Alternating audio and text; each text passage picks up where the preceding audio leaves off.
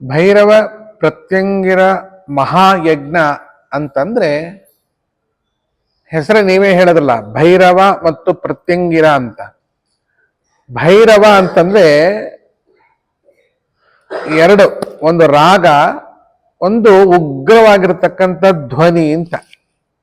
ಉಗ್ರವಾದ ಧ್ವನಿ ಯಾವಾಗ ಮಾಡ್ತಾರೆ ಅಂದ್ರೆ ಈ ಸಿಂಹ, ಹುಲಿ ಇತ್ಯಾದಿಗಳು ಉಗ್ರವಾದ ಧ್ವನಿ ಮಾಡುತ್ತೆ ನೋಡಿ. ಅದು ಕೇವಲ ಆಹಾರಕ್ಕೋಸ್ಕರ ಮಾಡುತ್ತೆ, ದ್ವೇಷಕ್ಕೋಸ್ಕರ ಮಾಡಲ್ಲ. ಅದು ಯಾವಾಗ ಹಸಿವೆ ಆಗುತ್ತೆ ಅದು ಜೋರಾಗಿ ಅದು ಕೂಗುತ್ತೆ. ಅದರ ಶಬ್ದವೇ ಹಾಗೆ, ಅದು ಸಿಟ್ಟಿಂದ ಕೂಗೋದಲ್ಲ, ಅದು ಶಬ್ದ ಮಾಡಿದ್ರೆ ಆ ಥರ ಧ್ವನಿ ಬರುತ್ತಷ್ಟೇ. ಅದು ನಮಗೆ ಉಗ್ರವಾದ ಧ್ವನಿ ಅಂತ ಅನಿಸುತ್ತೆ. ದ್ವೇಷದಿಂದ ಹಸುವನ್ನು ಕೊಲ್ಲಲ್ಲ, ದ್ವೇಷದಿಂದ ಎಮ್ಮೆನ್ ಕೊಲ್ಲಲ್ಲ. ಅದು ಹಸುವಾದಾಗ ತಿನ್ನೋಕೆ ಅದು ಶಬ್ದ ಮಾಡುತ್ತಷ್ಟೆ. ಹಾಗೆ ಭೈರವನು ಕೂಡ ಉಗ್ರವಾದ ಧ್ವನಿ ಮಾಡ್ತಾನೆ ಅಂತಂದಾಗ ದ್ವೇಷದಿಂದ ಮಾಡ್ತಾನ ಅಂತಂದ್ರೆ, ದ್ವೇಷ ಮಾಡುವವರು ಬಂದಲ್ಲಿ ಅವನ ಧ್ವನಿ ಉಗ್ರವಾಗಿರುತ್ತೆ ಅಂತ ಒಂದು. ಭೀಹೀರವಃ ಅಂತಂದ್ರೆ ಎಲ್ಲಿ ದುಃಖ ಇದೆಯೋ, ಎಲ್ಲಿ ಸಂಕಷ್ಟಗಳಿದೆಯೋ ಅವನ ನಾದದಿಂದ, ಆ ಶಬ್ದದಿಂದಲೇ ಆ ಸಂಕಷ್ಟಗಳೆಲ್ಲ ಚೂರ್ ಚೂರ್ ಚೂರಾಗಿ ಹೋಗುತ್ತೆ. ಅದಕ್ಕೆ ಅವನ ಹೆಸರು ಕಾಲಭೈರವ ಅಂತ. ಕಾಲಭೈರವ ಅಂತಂದ್ರೆ ನಿಮಗೆ ಗೊತ್ತಲ್ಲ, ಎಲ್ಲ ಸಮಯದ ಬೊಂಬೆಗಳು ನಾವಂತ ಹೇಳ್ತೀವಿ ನೋಡಿ. ಸಮಯದ ಮುಂದೆ ಯಾವುದೂ ಇಲ್ಲ. ಎಲ್ಲ ನಾವು ದೊಡ್ಡವರಾದ್ವಿ, ಸಣ್ಣವರಾದ್ವಿ, ಇವತ್ತು ಹುಟ್ಟಿದ್ವಿ, ನಾಳೆ ಸತ್ವಿ, ಎಲ್ಲವೂ ಕೂಡ ಸಮಯವನ್ನು ಆಧರಿಸಿಕೊಂಡಿದೆಯೇ ಬಿಟ್ರೆ ಬೇರೆ ಯಾವುದೂ ಅಲ್ಲಿ ಕೆಲಸ ಮಾಡಲ್ಲ. ಹಾಗೆ ಕಾಲನಿಗೆ ಭೈರವರು, ಕಾಲ ಶಬ್ದಕ್ಕೆ ಭೈರವ, ಶಬ್ದ ನಾದ ಮಾಡುವ ಅಂತ ಅರ್ಥ.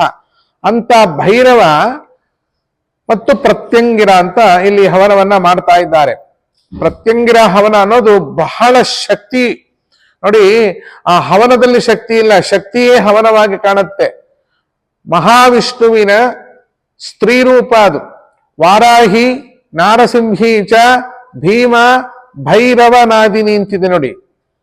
ಭೀಮ ಅಂದ್ರೆ ಭವ್ಯವಾದ ಶರೀರವುಳ್ಳವಳು ಅಂತ ಅರ್ಥ. ಯಾವುದೇ ಒಂದು ವಸ್ತುವನ್ನ ನಮ್ಮ ಕಣ್ಣ ಹತ್ರ ಇಟ್ಕೊಂಡಾಗ ಅದು ಕಾಣಿಸೋಲ್ಲ, ಸ್ವಲ್ಪ ದೂರದಲ್ಲಿಟ್ಟಾಗ ಅದರ ಅಸ್ತಿತ್ವ ಗೊತ್ತಾಗತ್ತೆ. ಹಾಗೆ ಆ ಭೀಮಾಕೃತಿ ಹೇಗಿದೆ ಅಂತಂದ್ರೆ ನಮ್ಮಿಂದ ದೂರ ಇಲ್ಲ, ಅದು ನಮ್ಮ ಒಳಗೇ ಇರೋದ್ರಿಂದ ಅದರ ಆಕೃತಿ ನಮ್ಮ ಕಣ್ಣಿಗೆ ಕಾಣಿಸೋಲ್ಲ. ಅಂತ ಭೀಮಾಕೃತಿಯನ್ನು ಹೊಂದಿದಂತಹ ಭೈರವನಾದಿನಿ ಅಂತ ಹೇಳಿದಾರೆ. ಅವಳ ನಾದವೇ ಹೆಂಗೆ, ಒಳಗೆ ಭಯವೇ ಇಲ್ಲ. ಒಮ್ಮೆ ಅವಳು ಹುಂಕಾರ ಮಾಡಿಬಿಟ್ಲು ಅಂದ್ರೆ ಹುಂಕಾರಾರ್ಥಿತ ದಾನವ ಭಯಂಕರಿ ಸುರಾರಿಣಾಂ ಅಸುರಾಣಂ ಅಭಯಂಕರಿ, ಸುರಾಣಾಂ ಅಭಯಂಕರಿ ಅಂತ. ಅಸುರರಿಗೆ ಭಯಂಕರವನ್ನು ಉಂಟು ಮಾಡುವಂತ ನಾದವನ್ನು ಕೊಡ್ತಾಳೆ.